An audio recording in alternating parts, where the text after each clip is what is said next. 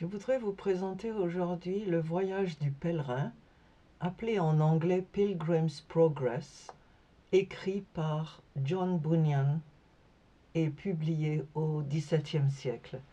Ce livre a été publié en plus de 200 langues.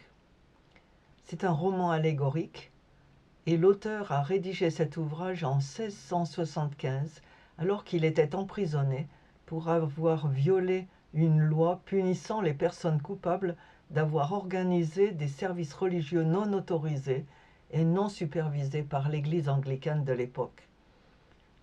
C'est l'histoire d'un homme qui a découvert la Bible et il a commencé à la lire. Quand il a commencé à lire la Bible, il est tombé dans une dépression très profonde. Et au début du livre, qui est présenté comme un rêve de quelque chose qui se serait probablement passé, mais bien sûr, comme on vous le dit, c'est allégorique, cet homme était dans la campagne et il marchait de long en large, gémissant, se plaignant, demandant « Mais qu'est-ce que je peux faire pour être sauvé ?» Et il a rencontré un évangéliste au tout début du récit. Et il lui dit « Mais je voudrais sortir d'ici, mais qu'est-ce qu'il faut faire ?» Et on lui a dit « Eh bien, pourquoi est-ce que tu veux sortir de cette cité, la cité de la destruction ?» Il dit « Mais parce que ce livre me dit que je vais mourir si je reste là, mais je ne sais pas où aller. » Et donc l'évangéliste lui le guide et lui dit « Regarde devant toi, distingues-tu une lumière brillante ?» Et il cligne des yeux et il dit « Oui, je crois que je l'aperçois. » Et l'évangéliste lui répond « Tiens donc tes yeux fixés sur cette lumière et marche directement vers elle.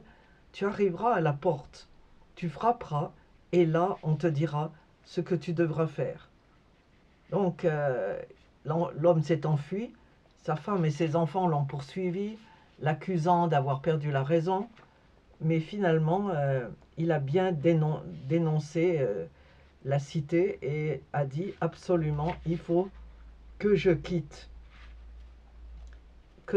l'endroit. Et il a eu beaucoup de mal à arriver à cette petite porte, une porte étroite. Et là, il va rencontrer différentes personnes. Quand il part avec un lourd fardeau, un gros sac, un énorme baluchon sur le dos, dans lequel il a mis tous ses soucis. Et ce baluchon, il voudrait bien s'en débarrasser, mais il ne sait pas quoi faire. Et donc progressivement, au cours de son voyage, grâce au passé de cette porte, puis il va rencontrer la croix du Christ, et à la croix, son baluchon se détachera lui-même. Ensuite, il aura des rencontres régulières, pas nombreuses, avec l'évangéliste, mais aussi il rencontrera des compagnons. Et ces compagnons de route sont quelques-uns peu sérieux, peu intéressés, et surtout, il va rencontrer des gens qui ne veulent pas faire d'efforts, parce que ce voyage demande énormément de résilience, d'efforts, de détermination. Il rencontre des endroits dangereux, comme une mare, la mare de désespoir, le château du doute et différents chemins qui l'amènent quelquefois à faire des erreurs, à choisir une mauvaise direction avant d'être repêché. En route, il traverse la ville de la vanité, consacrée au plaisir, 27 toute la semaine, tous les jours, et son compagnon va y laisser sa vie. Il sera tué et brûlé vif.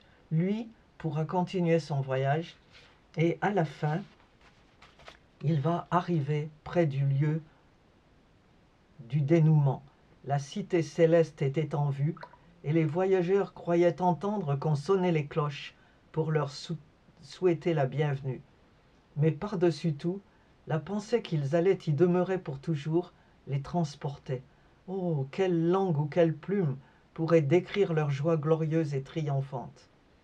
Ils arrivèrent ainsi à la porte et lurent cette inscription qui était gravée: Bienvenue, bienheureux ceux qui lavent leurs robes, afin d'avoir droit à l'arbre de vie et d'entrer par les portes dans la ville. Alors je vis dans mon rêve que les messagers leur dirent de frapper à la porte, ce qu'ils firent, pendant qu'Enoch, Moïse, Élie et d'autres regardaient. On leur dit: Ces pèlerins sont partis de la cité de destruction, par amour pour le roi de ce lieu. Chrétiens et pleins d'espoir leur donnèrent les passeports qu'ils avaient reçus au début du voyage. Et ces hommes les portèrent au roi qui, ayant lu, demanda: Où sont ces pèlerins? Ils attendent à la porte. Alors le roi commanda: Ouvrez les portes, laissez entrer la nation juste et fidèle.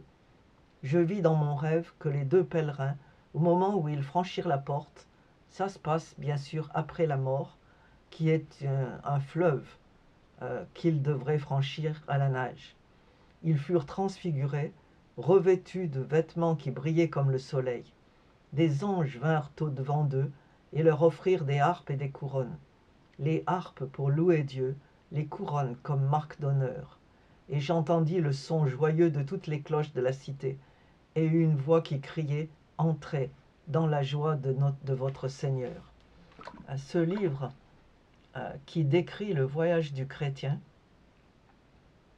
le pèlerin, a eu un succès énorme. Finalement, John Bunyan est sorti de prison et ce livre a été ensuite traduit dans de nombreuses langues et il est encore lu partout. Là, c'est une présentation en français, mais vous pouvez également le lire en anglais et dans d'autres langues. On a aussi fait un film avec cette histoire, cette allégorie.